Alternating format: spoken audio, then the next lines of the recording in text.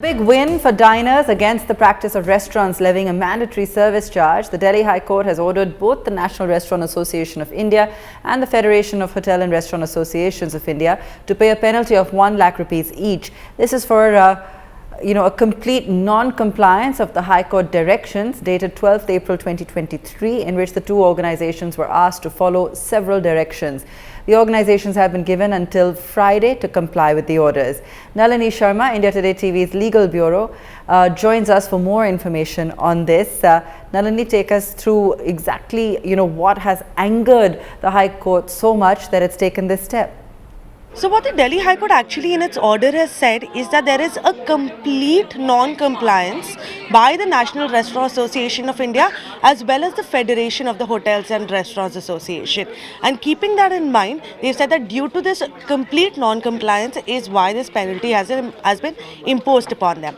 The reason for complete non-compliance, what they've said, is that these associations did not actually go back to all of the restaurants that are part of the association to find out what their opinion was regarding as to whether or not A, service charge should be levied mandatorily on the bills, and 2, as to whether or not there was any scope of changing the name from service charge to something else. For example, the welfare staff fund or something on those lines, changing the name so that there is no confusion in the mind of the customer itself. So for these reasons primarily, the Delhi High Court has passed such a stringent order, and they've asked them categorically to go back to every restaurant, get proper feedback, and then come back to the court once again with a proper affidavit in place.